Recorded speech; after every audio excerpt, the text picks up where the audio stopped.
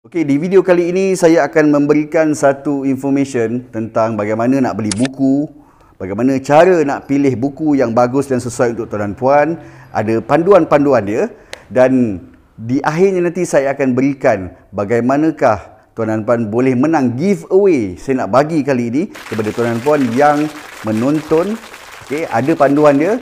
So saya tunjukkan dulu hadiahnya. Ini adalah bukunya. Okey, nampak ini? Inilah cikgu saya dalam bidang penulisan, iaitu Puan Sri Diah. So, buku ini bertajuk Tuhan Terima Kasih-Ku Seluas Lazuardi. Okey. So, dia cantik. Cover dia warna hijau. Sangat tebal, tuan dan puan. Ada 277 muka surat. So, di dalamnya terkumpul 20 orang penulis, termasuk saya. Okey. Di dalam buku ini, menyumbangkan cerita yang bertemakan terima kasih. Okey. Sebab basically saya baca penulis semua hebat-hebat ni. Penulis semua hebat-hebat. Tetapi apa yang saya sampaikan dalam buku ini, bagi tajuk terima kasih saya, iaitu terima kasihlah. Cerita inilah cerita benar, tuan dan puan, yang berlaku sewaktu saya mula-mula belajar dengan Puan Sri Diah. Bila saya diberikan tugasan untuk menghantar satu draft penulisan cerita, dan di mana saya tak pernah buat pun. Jadi kita belajar. Jadi saya berlaku sesuatu ke atas penulisan itu, di mana penulisan yang saya tulis ni berlaku sesuatu benda yang sangat-sangat misteri. Sangat misteri.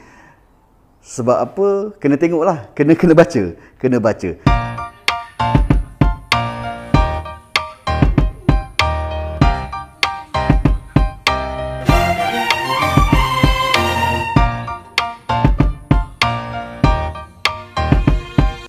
Okey, sebelum tu saya nak kongsikanlah apa antara buku-buku, jenis-jenis buku yang biasanya saya beli bila pergi ke kedai-kedai buku dan sebagainya. So di sini ini adalah antara buku biografi yang saya ada. Okey, di antaranya adalah ini yang paling best sekali, biografi Nabi kita Muhammad sallallahu alaihi wasallam. So, buku ini tidak saya beli, tetapi ini saya dapat semasa saya bekerja di UEM dahulu. So ini mengisahkan tentang bagaimanakah terbinanya Kota Iskandar ini daripada idea dan sebagainya. So nak dapat buku ni susah dulu walaupun saya staff. Kalau kita nak cerita tentang sale, so biasanya saya akan suka baca tentang buku-buku mengenai So yang ini of course lah rancangan perniagaan. Ini daripada Puan Ainul lah, PTS. Ini guru saya, ibunda. Kemudian apa lagi? Banyak. Law of Universal Attraction. Dan ini yang paling best dua ni. Sebab apa? Nampak sampul dia pun dah tak ada. So ini adalah buku mengenai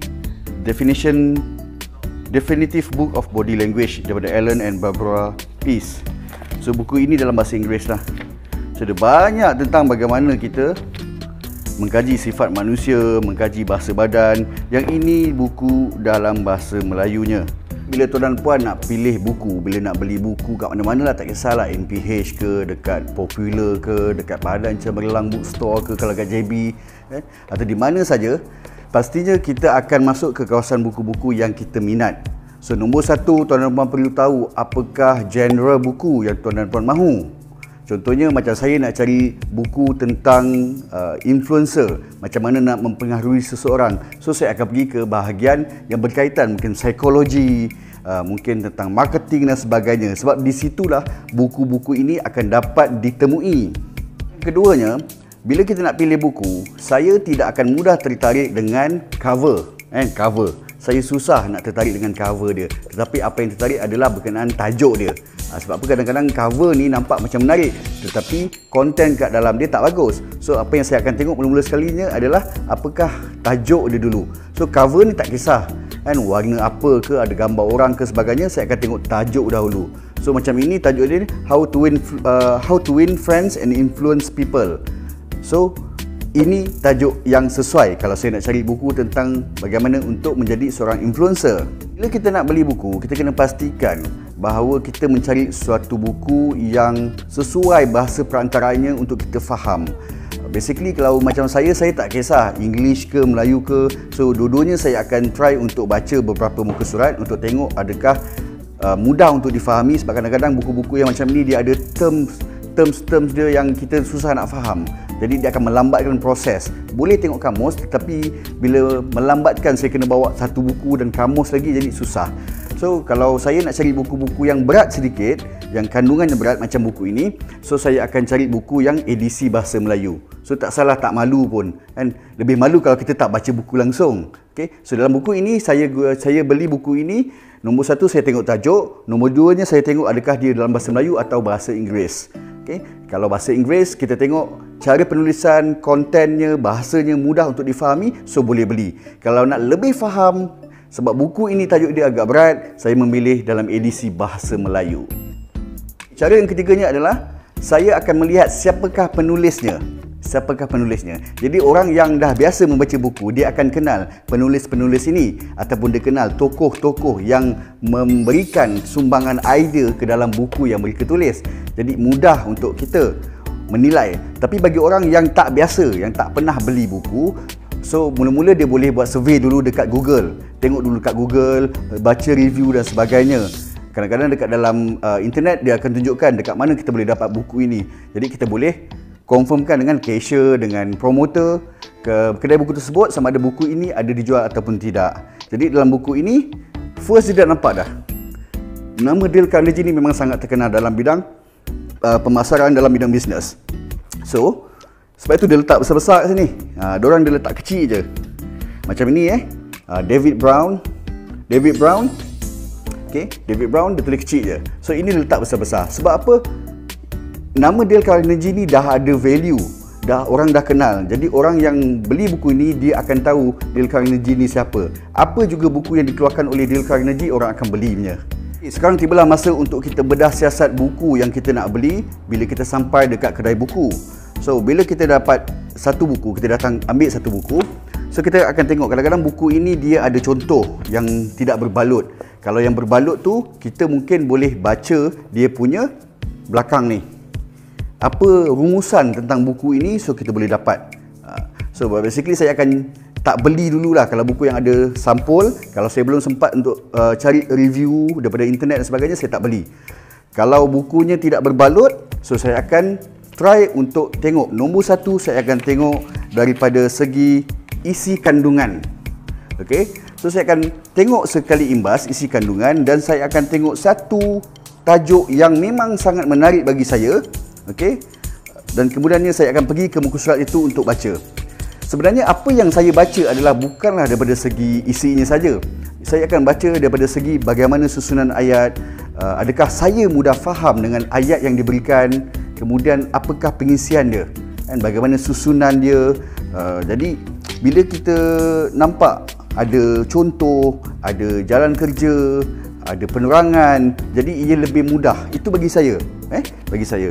Jadi dalam buku ini diletakkan beberapa tajuk. Ada banyak tajuk, ada sub-tajuk lagi. Ada tajuk besar dan juga sub-tajuk di bawahnya. Jadi ada panduan. So saya akan pilih salah satu tajuk yang saya minat dan saya akan pergi kepada muka surat ini untuk melihat, untuk try untuk membaca buku ni okey ke tak okey untuk saya baca. Kadang-kadang mungkin walaupun penulisnya kita dah kenal, penulisnya bagus, tetapi mungkin cara penulisannya tidak kena dengan diri kita. Jadi kita beli susah nak faham. Itu yang sebabnya bila kita beli buku, lepas tu tak jadi. Baca sekejap dah bosan kan.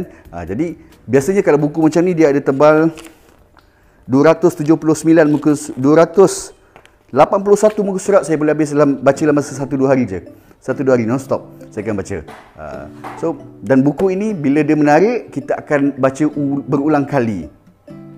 Kita melihat kepada isi kandungan, isi kandungan di dalam buku ini. So kita akan tengok biasanya lebih daripada 50% apa yang dituliskan boleh membantu apa yang kita nak. So kalau saya nak cari tentang bagaimana untuk mempengaruhi orang lain, okay, how to win friends and influence people, so saya akan tengok daripada tajuk-tajuk dan sub-tajuk dia. Adakah lebih 50% tajuk-tajuk ini memberikan saya panduan how to, berbanding hanya memberitahu what, apa. Jadi bila how to, dia ada jalan kerja, ada teknik dan sebagainya. ada juga buku yang dia cuma beri what, apa dia, kan, penerangan saja. Biasanya dalam bentuk storytelling, cerita. Dia banyak mengisahkan, dia bagi contoh-contoh, walaupun ada tajuk, tetapi dia persembahkan tulisan itu dalam bentuk storytelling, cerita. So biasanya yang macam itu saya kurang berminat sedikit. Sebab apa? Dia melambatkan proses pembacaan saya. Sebab dia akan ada poin-poin yang tak ada kaitan pun. Dia cuma poin itu akan berada di hujung-hujung saja. Jadi saya tak berapa gemar cara penulisan yang sebegitu. Itu satu lagi buku yang buku ini saya beli, bukan dapat pun, kan, daripada Puan Ainun. Tetapi the best thing adalah saya dapat sendiri daripada Puan Ainun, diberikan sendiri oleh Puan Ainun, ada tanda tangan dia kat sini pada 1 Mei 2017. Cool. Okay. So dalam buku ini, kalau kita tengok, saya bukan nak review tapi saya nak tunjuk macam mana saya beli. Okay. Apakah yang membuat keputusan saya untuk membeli buku-buku yang saya miliki. So nombor satu, macam tadi saya kata, saya akan tengok dekat buku ini sangat jelas gambar penulisnya, okey, dan juga besar tulisan nama Ainun Muhammad kat sini.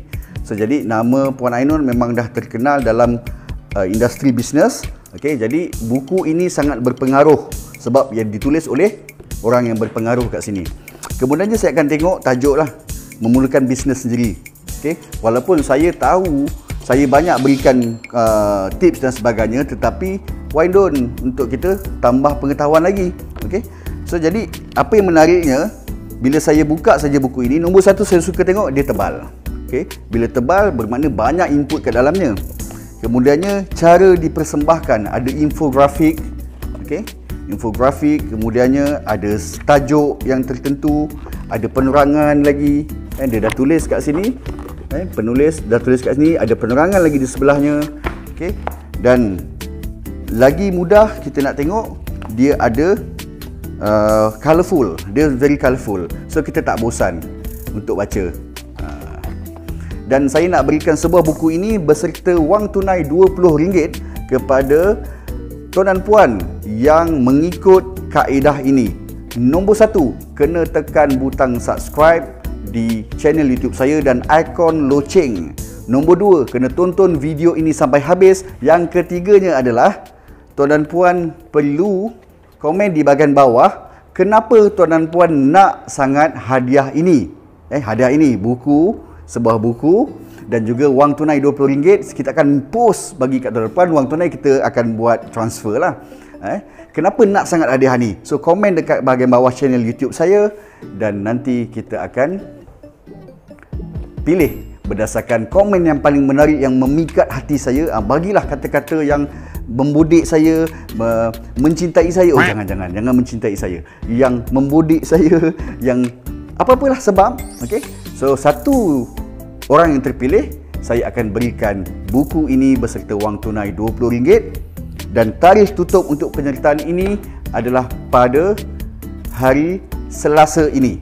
Okey, jadi so boleh share kepada kawan-kawan semua, share video ini, okey. Panduan, ada tips panduan memilih buku yang sesuai untuk tuan dan puan, dan kita jumpa siapakah pemenangnya nanti. Okey, basically itu saja perkongsian saya bagaimanakah untuk membeli buku yang tuan dan puan nak beli. Mungkin ada di kalangan kita yang baru nak mula membaca tetapi tak tahu cara nak pilih buku yang betul. Jadi itu adalah antara panduan yang biasanya saya gunakan dalam memilih buku-buku yang saya ingini. Okey, jadi itu saja dan jangan lupa untuk baca penerangan tentang giveaway ini di bahagian komen, ikuti panduan penyertaan. Kita jumpa lagi. Assalamualaikum warahmatullahi wabarakatuh.